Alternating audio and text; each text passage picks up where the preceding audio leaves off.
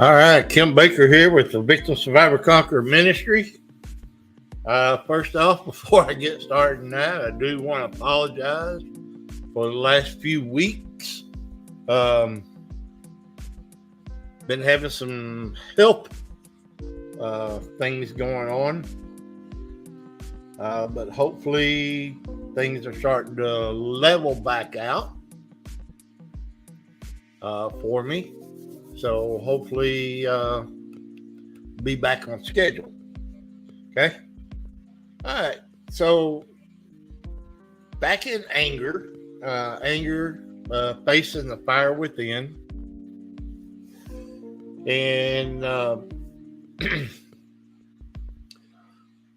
and at the end of it tonight, I will be having a very special announcement that'll be taking place in the month of April. Okay. But anyway, thank you for being here, and we're going to get into tonight's material. Okay. So, first question is: blank are known for misplacing their anger onto weaker, more vulnerable people. Okay. So who do you think that would be? What people or what person or what group do you think we're talking about here? Okay.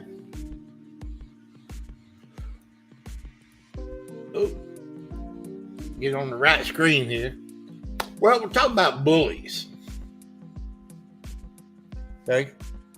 And yes, I know that if you're on the receiving end of being bullied,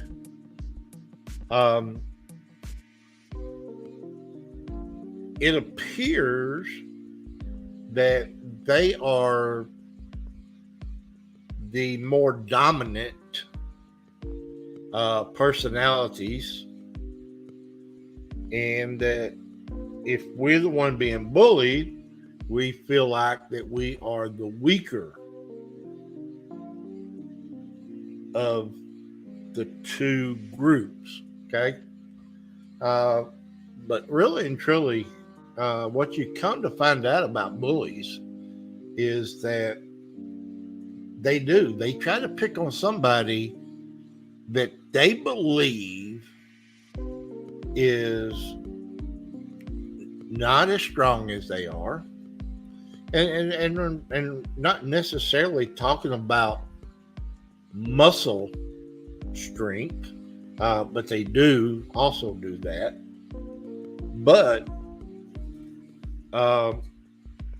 they tend to try to pick on people that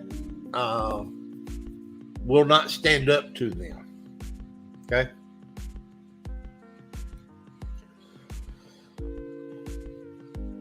Yes, and here's the thing about bullies is that more often than not, bullies really do try to play it safe. Okay. And they vent, like I said, they normally try to vent on people that they don't believe that will fight back. Okay. The bully's stored up anger generally comes from being abused by someone that they feel powerless to confront. Okay.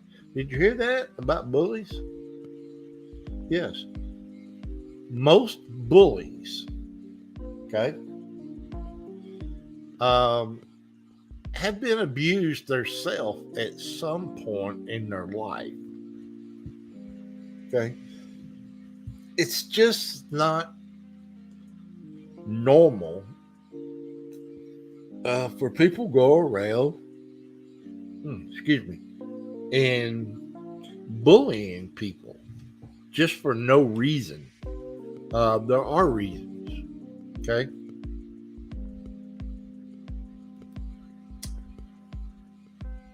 Abusers commonly spew out their anger on those blank to them, those who are most vulnerable. Okay? So, look back in your life. Look at your life. Okay? If you've had an issue with anger, or maybe you right now are having an issue with anger, okay? Who do you normally dump your anger out on? Well, what we find out, and what we're gonna see right here is that generally we will spew our anger out on those that are closest to us. Okay? Most all abusive adults were abused as children.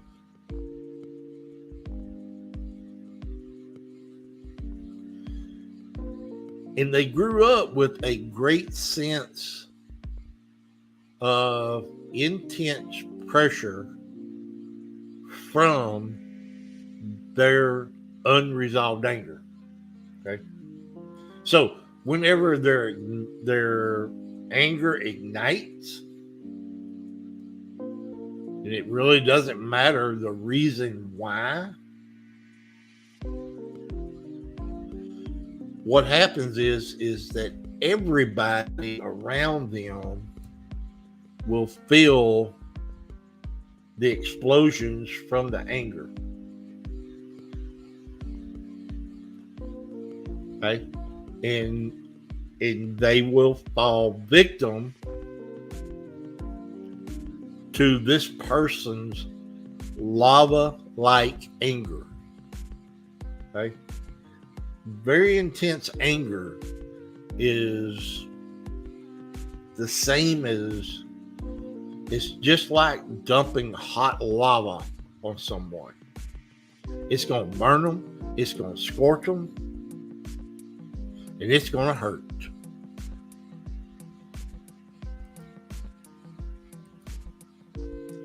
When their anger ignites for whatever reason, every person, no matter who, spouse,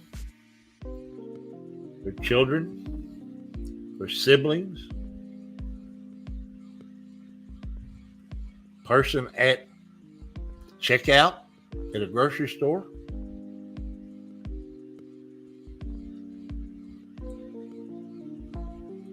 feels the explosion from these people.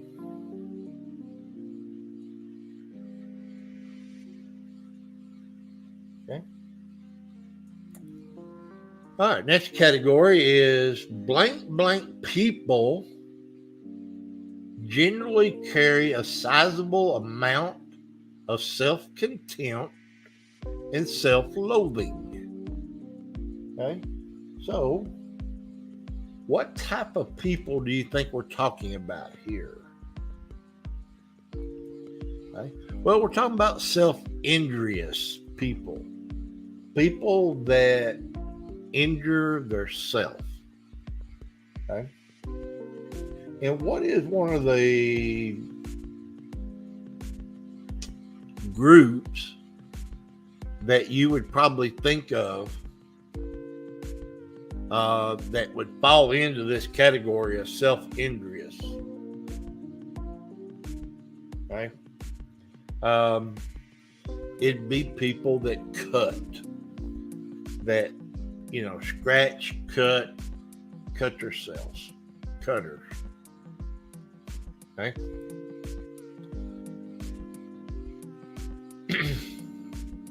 Self-injurious people they carry a sizable amount of self-contempt and self-loathing. As children, many were falsely blamed for family problems. And they might have even been assigned the role of scapegoat, maybe the black sheep of the family. Okay. And so what happens is then they in turn to, because they feel like they're not worthy, that they're no good,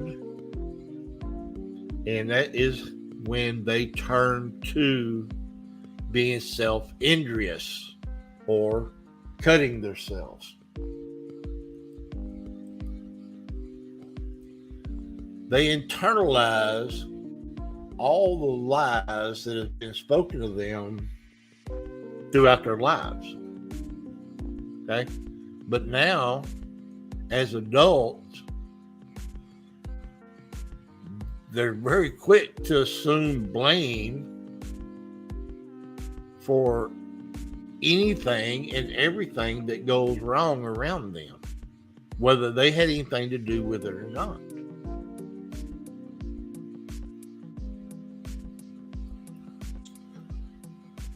All right, next.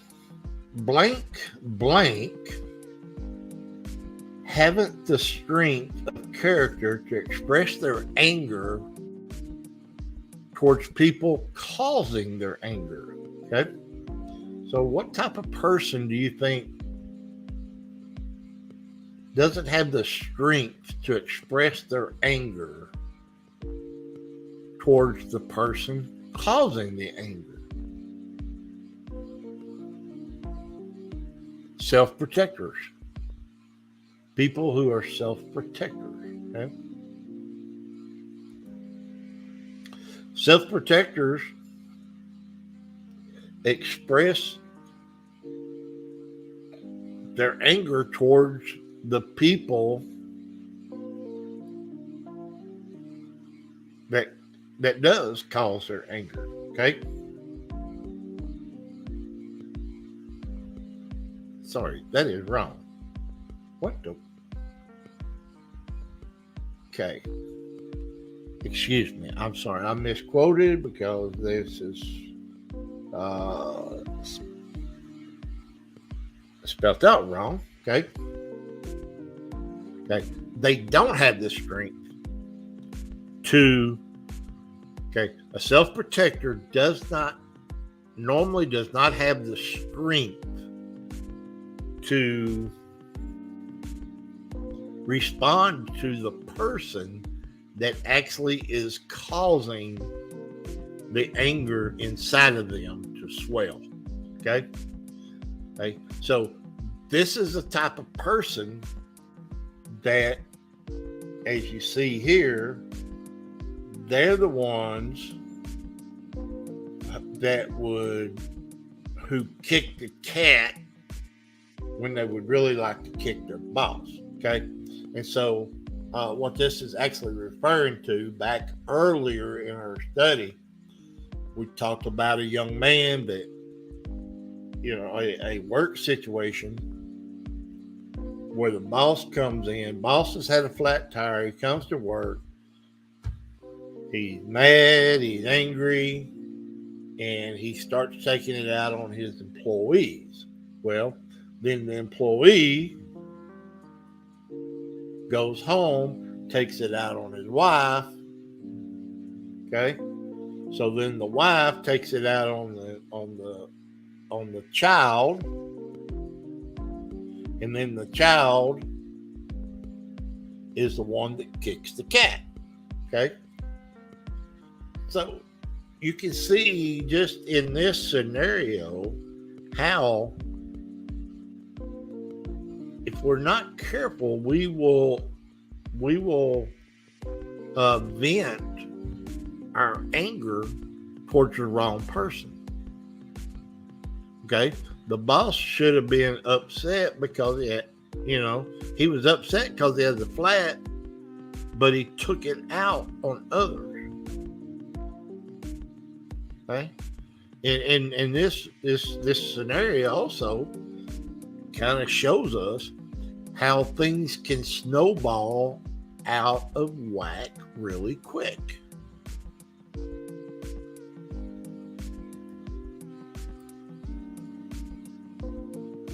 Okay. Self-protectors expresses their anger in detrimental and subversive ways. Okay?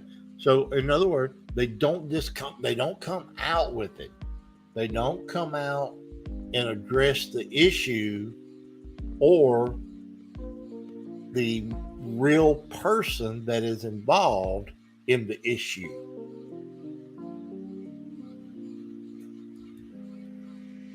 Okay? Now, this is a very important part of this study. Okay? Because I do believe that anger is a God-given emotion. Okay? Because I believe that God gives us this emotion to allow us to be able to become angry or upset when something happens to us that shouldn't happen, or we see somebody else have something happen to them when it shouldn't happen. Okay? And my example would be, you're driving down the street, come up on a red light, it's green, you start through the intersection, somebody from the other direction doesn't stop, hits you. Okay? Are you going to be upset because your vehicle got hit? Yes. Anybody would. Okay? Anybody would be upset. Okay?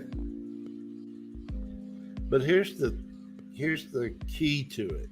Okay? It's what we do with that anger is whether or not it becomes sin or not. Okay? To get out of your vehicle, to be upset, to be angry that your vehicle was wrecked, that's not a sin. Okay? Now, jump out of your vehicle, start hollering, cussing people, threatening body harm to somebody. That is when it becomes an issue. Okay? And that's where it can become sin. So, is it a sin to be angry? Absolutely no. Okay? Now, it's not a sin to be angry in the moment. Okay? But it's what we do with that anger is when it can become sin. Okay? So the initial feeling of anger, I believe wholeheartedly, is a God-given emotion. Okay? But the way we express our anger does determine whether that anger becomes sin or not.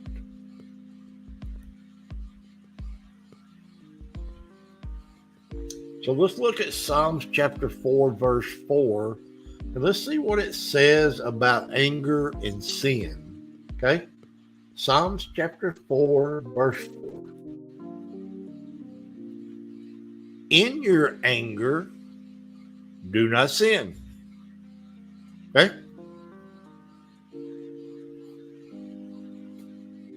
That is pretty straightforward. Okay? God's telling us, I know you're going to get angry. Guess what? My son got angry. Guess what? There's times when I got angry.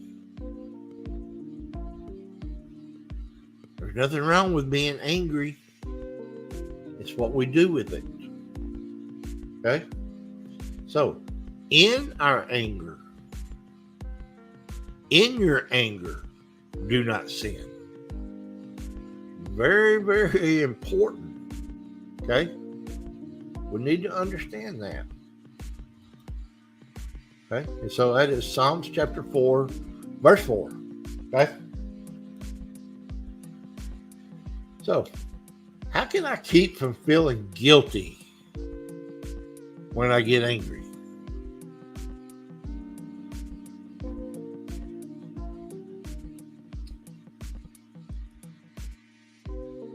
Your anger is a signal like a red warning light on the dashboard of a car. Okay? When that warning light starts going off, starts flashing, and let's just refer it back to a temperature light or temperature gauge, but temperature light in this case, okay? So if your car starts overheating and you have a temperature light, what happens? It starts coming on. Okay? What's the purpose of the light? The purpose of the light is to warn you that something is taking place with your car. It is overheating. So, what do we need? We need one of two things. We need to either quit driving and allow it to cool down, or to cool it down with some water. Okay? So what it's doing is that light's going off. When that light starts flashing red, it's telling you, hey, there's something wrong with your car. You need to take action. And that is what's wrong today with people, is that we don't recognize the warning signs that something is taking place. Something is causing my red light to go off. Anger warning. Something is going on. You need to take action. Okay?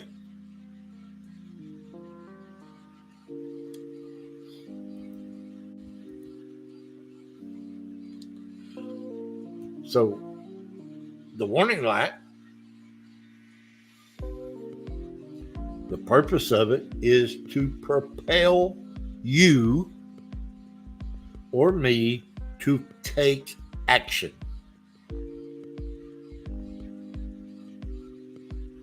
It should, our warning, our anger or our anger warning light should cause us to stop and evaluate. Okay, that's what we're trying to learn here. What we're trying to learn is, because you're not going to go through life without getting angry. Okay, you're not going to do it.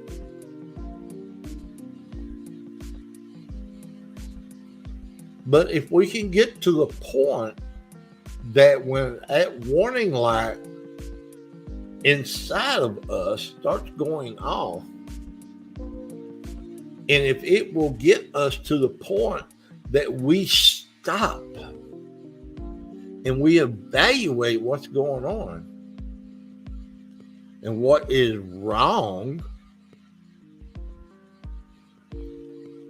then we will be able to take appropriate action.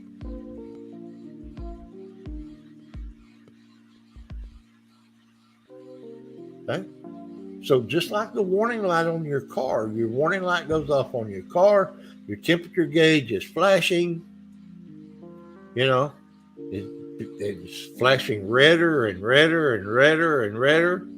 What's it doing? It's telling you that something is wrong.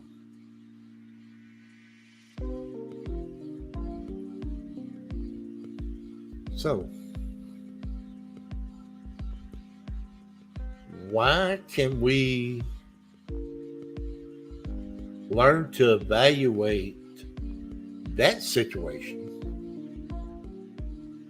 But we have so much trouble evaluating in angry situations.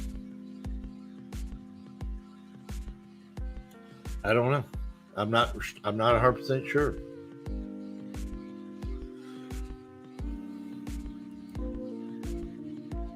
Can people be angry even when they don't look or sound angry? Absolutely, yes. Okay. Many people do have difficulty expressing, and they really have trouble recognizing their emotion of anger. Okay. And I've had people in the past that tell me, oh, I don't ever get angry. Nah, I don't get angry. I control my anger. I don't let it get the best of me. I don't do this. I don't do that.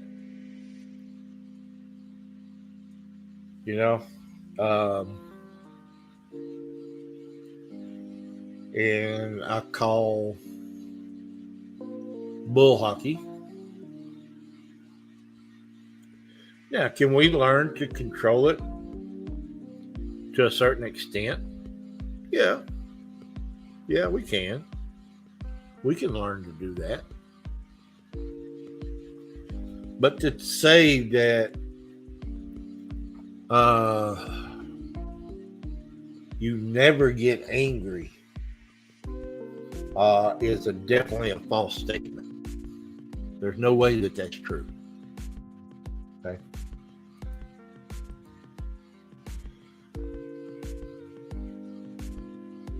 Instead of learning how to express their anger, instead they have learned to deny, to ignore, or to repress their anger by trying to bury it as deep within their heart as they can. Okay? And like I said, we can do it to a certain extent. Most people can. Most people can learn how to do that. Okay? But here's the thing about it is, I will promise you this. If you have unresolved anger that you've not dealt with in the past, I will promise you somewhere, somehow, some way, it will be released. It's just a matter of time before it does happen. That is why it is so important that we address these issues. Okay? All right.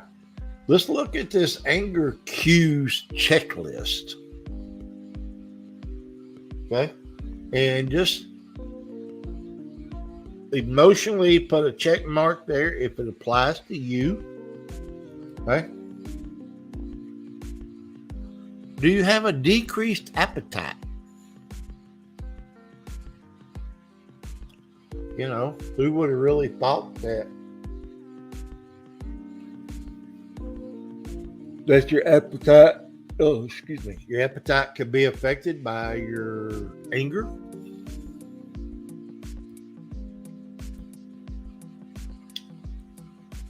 Do you feel unusually hot or cold?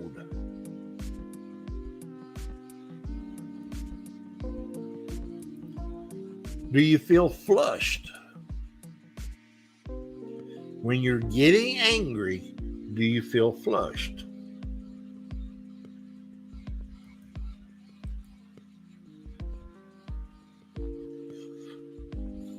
When you're getting angry, do you clench your fist?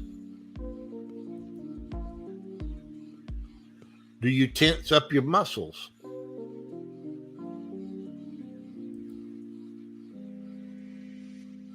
Do you have increased perspiration? Do you perspire more?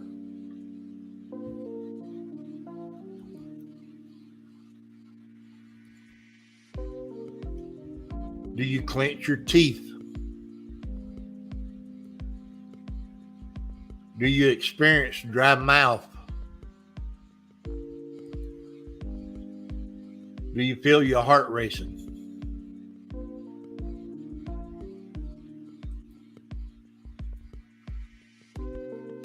Do you use loud, rapid, or high-pitched speech?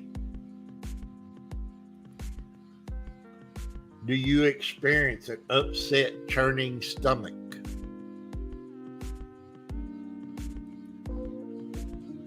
Do you breathe faster and harder than normal?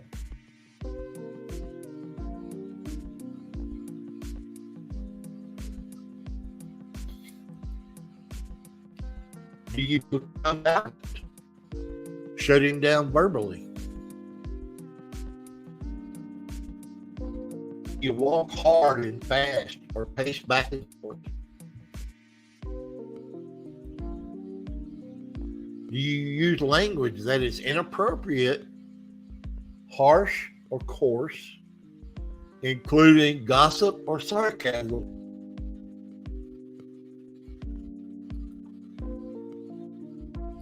Okay.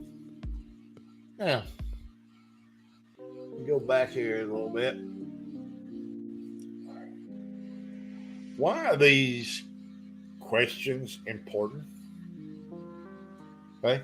What it should be able to do is if we answer honestly, we ought to be able to look at these and say, okay, when these things happen to me, I am starting to get angry.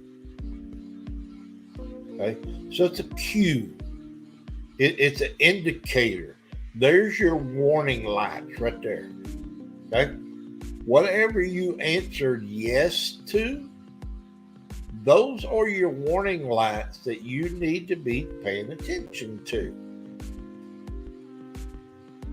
Okay, all right. Let's look at some physical symptoms of unresolved anger. Okay.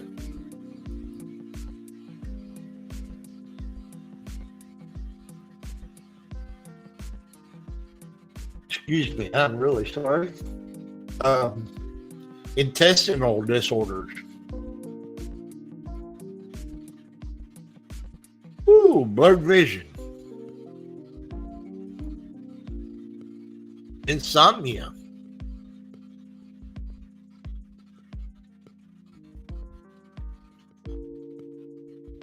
Headaches.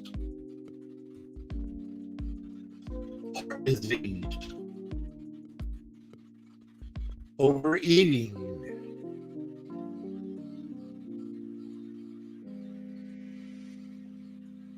Let's see. 1, 2, 3, 4. All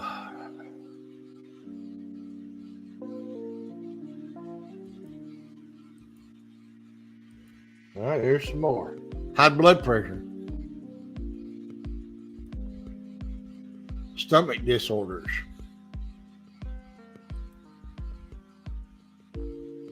All right, now let's look at some emotional symptoms of unresolved anger. Okay. Anxiety. Yep, anxiety. Fear.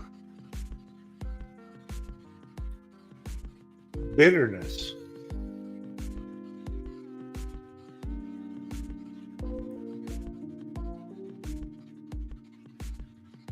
Insecurity. Phobias. Okay. These are all some emotional symptoms that can manifest themselves when we have unresolved anger in our life.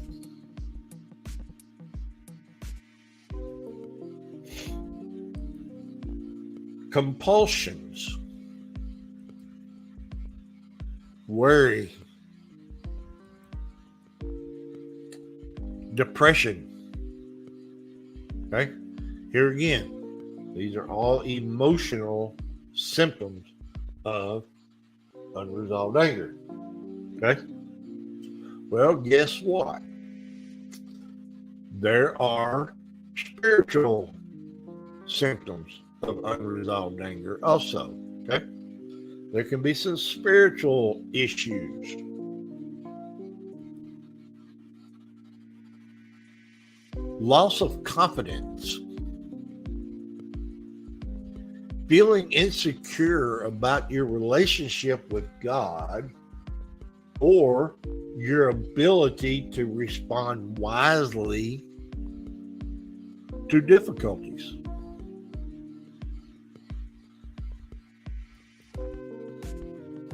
Loss of energy.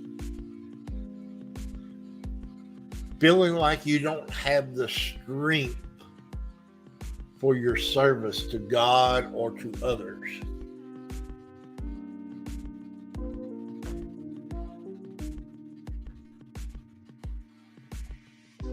Okay?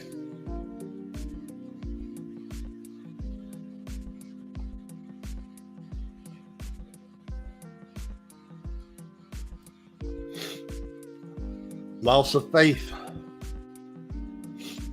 Failing to believe that God is working in your life. Loss of freedom. Becoming a prisoner of your emotions. Being unable to serve God freely.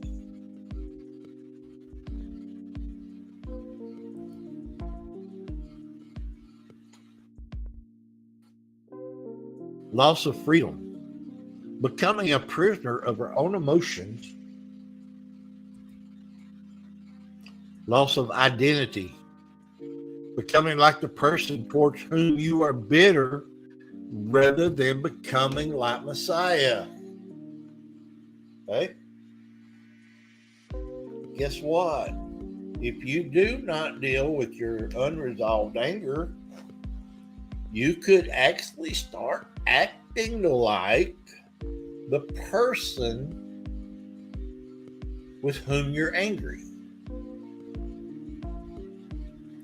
instead of acting like Christ.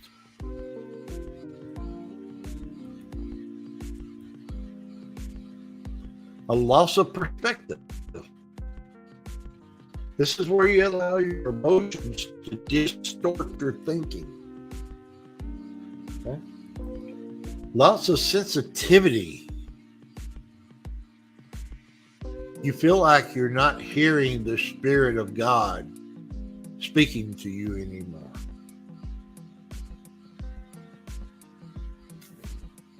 This could be because of unresolved anger.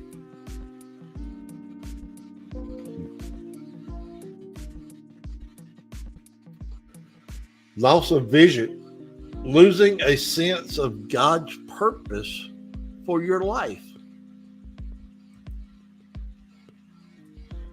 Unresolved anger produces bitterness, and the Bible links bitterness with being in bondage to sin.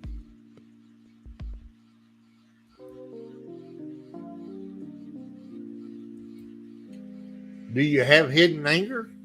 Hidden anger from childhood hurts can directly affect present day outbursts. Okay? So, your outburst today could actually be connected to something that happened in your childhood.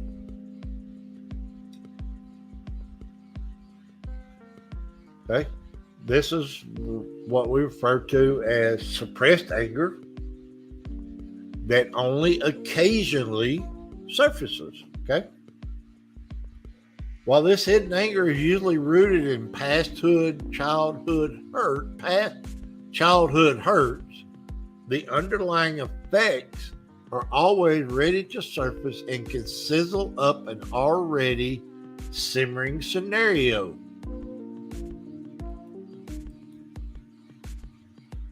For example, when someone says or does something wrong, the one with suppressed anger often overreacts. When someone makes an innocent mistake, the magnitude of anger is out of proportion to the mistake. Okay? So your unresolved anger could be setting things completely out of proportion to where they should be.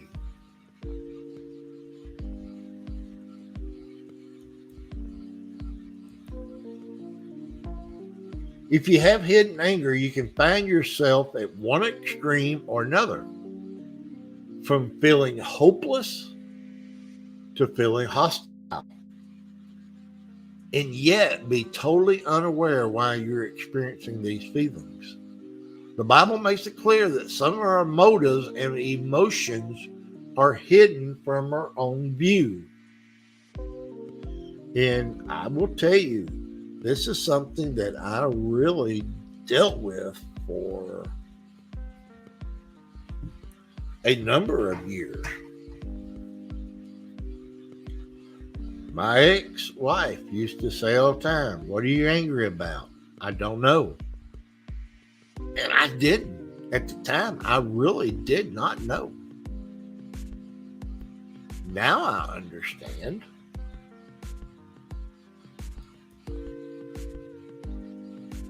Who can discern his errors? Forgive my hidden faults. That is Psalms chapter 19, verse 12. Okay? All right, we're going to stop right there because next week I want to get into this right here. Anger pie chart.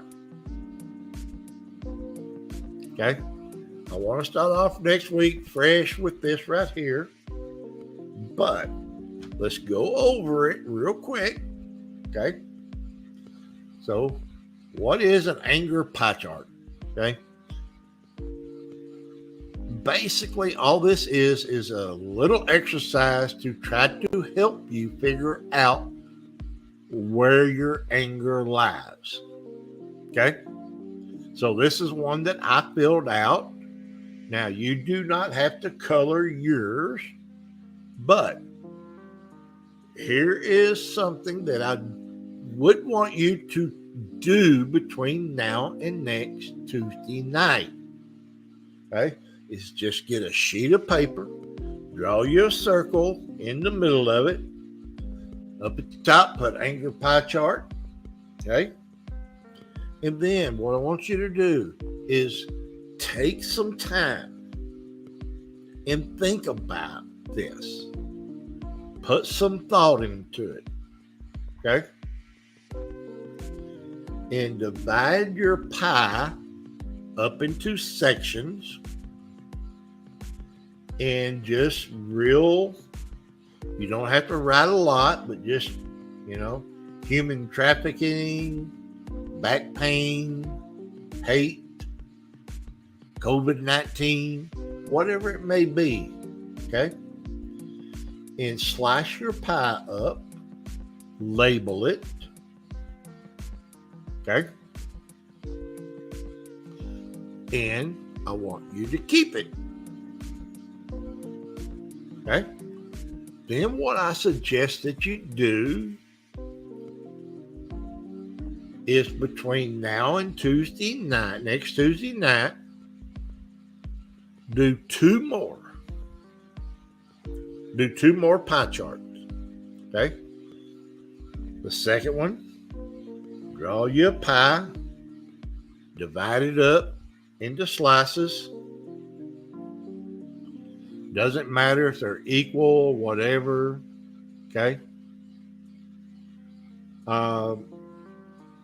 If you're really not sure, just divide your pie up into, 10, 12 slices, whatever. And maybe you might put the same thing in two slices or whatever. Okay?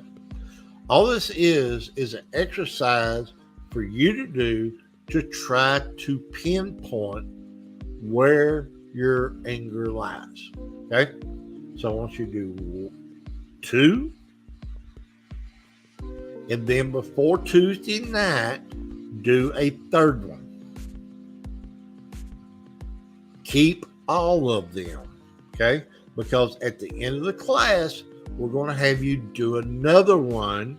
And I want you to be able to go back and compare them and look at them. Because what you're going to find out is that it's going to change. Okay? Now, it may not always change, but usually it will. Okay? Between the 1st and the 3rd, you will see a difference. Okay? You may not see quite as much difference between the 3rd one and the 4th one. Because what are you doing? You're fine-tuning your emotions by doing that. Okay? All right. So, announcement. Okay? Here's the announcements. Okay? If you are near Midland, Odessa, Texas, and I will put up a visual. I will have that ready by next week, where you will know what's coming up. But April the 6th at 7 p.m., I'm going to be starting a brand new study and discussion. Am I living with a narcissist? Okay. I really feel like God is leading me to do another study. Okay. So it will be held at Amet HaTorah, Odessa, at 3319 North Golder Avenue, Odessa, Texas, April the 6th at 7 p.m. Okay? Now, if you're not close to the Midland, Odessa area and you want to participate in this class, okay, coming up right after we finish anger, then I will be doing the same presentation here online. Am I living with a narcissist? Okay. So mark them down in your calendars. That night, April the 6th, I will be having a special guest speaker. Her name is Lenan Travis. She has spent roughly about 20 years living, coping, and learning to heal from living with a narcissist. Okay. She will have a very good testimony, and she will be answering questions that night, April the 6th. So if you're in the Midland, Odessa area, please put it in your calendar and join us that night. Okay? All right. God bless and have a great rest of your week, and we'll see you next Tuesday night at 7 p.m.